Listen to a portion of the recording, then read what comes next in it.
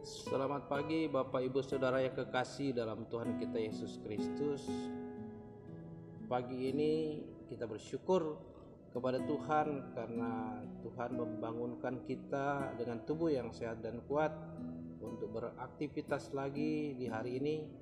Namun sebelum kita memulai aktivitas pekerjaan, tugas tanggung jawab kita sepanjang hari ini, kita akan mendengarkan firman Tuhan. Mari kita berdoa. Tuhan Allah Bapa di sorga, pagi yang indah ini kami sungguh mengucap syukur karena Tuhan masih mengaruniakan kami nafas kehidupan. Kami boleh dibangunkan di pagi hari dengan tubuh yang sehat dan kuat untuk melakukan aktivitas kami di sepanjang hari ini. Sebelum kami memulai atau melanjutkan tugas pekerjaan aktivitas kami akan mendengarkan firman Tuhan.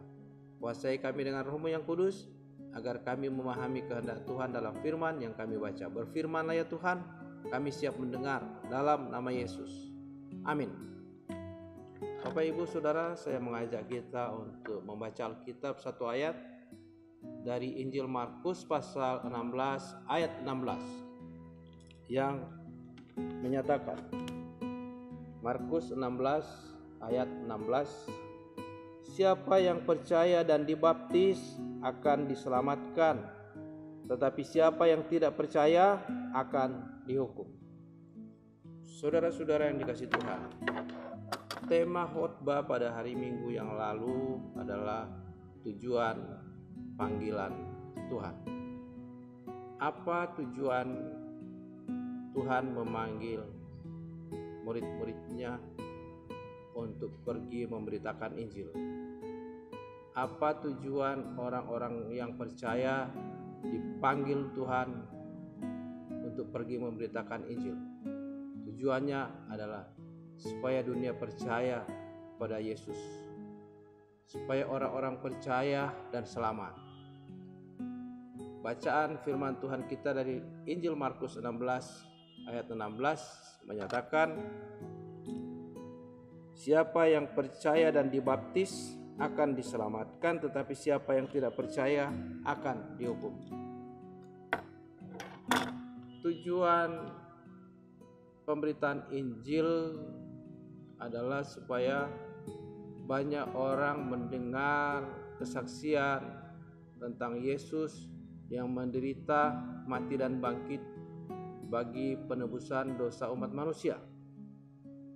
Sesuai dengan kesaksian Injil Yohanes pasal 3 ayat 16 yang menyatakan, karena begitu besar kasih Allah akan dunia ini, sehingga ia telah mengaruniakan anaknya yang tunggal, supaya setiap orang yang percaya kepadanya tidak binasa, melainkan beroleh hidup yang kekal.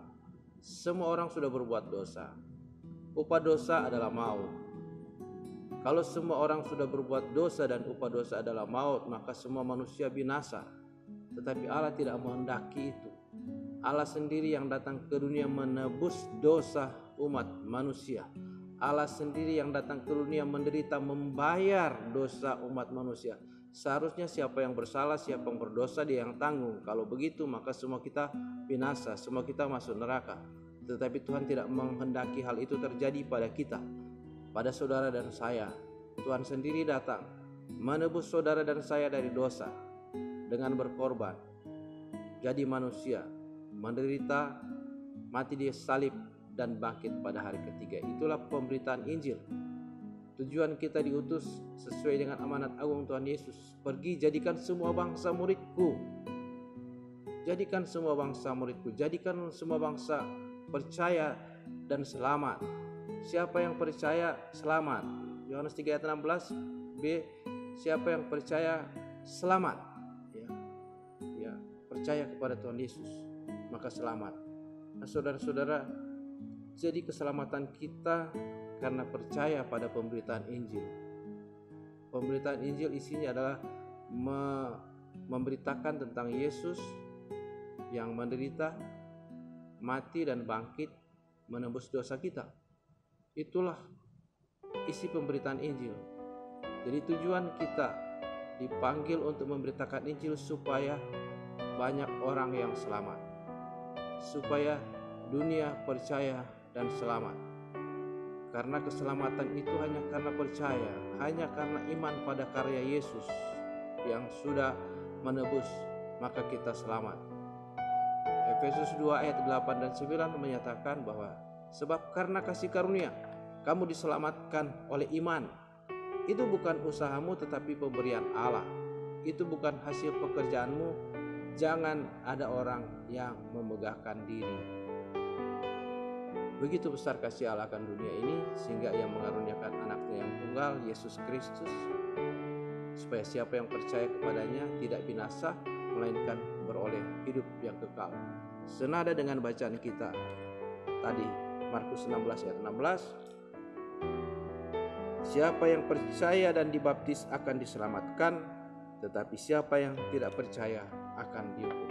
Tuhan mau supaya melalui panggilan saudara dan saya, banyak orang yang percaya pada berita Injil, banyak orang yang menerima Yesus sebagai Tuhan dan Juru Selamat, sehingga mereka juga selamat. Karena untuk itulah tujuan kita dipanggil, supaya lebih banyak orang lagi yang beriman kepada Tuhan Yesus dan mereka juga selamat. Tuhan memberkati kita semua. Amin. Mari kita berdoa. Segala puji, hormat, syukur kami persembahkan kepada Tuhan, karena di hari ini sebelum kami memulai aktivitas kami, Tuhan sudah menyapa kami lewat pembacaan dan pemberitaan firman Tuhan yang kudus. Teguhkan firman-Mu dalam hati kami Tuhan, mampukan kami oleh kuasa Roh Kudus melakukan kehendak Tuhan, untuk kami pergi memberitakan Injil, agar lebih banyak orang lagi yang percaya kepada Tuhan Yesus dan selamat. Terima kasih Bapa. Inilah doa kami, berkati kami semua dalam melanjutkan aktivitas di sepanjang hari ini. Dalam nama Yesus kami berdoa. Amin.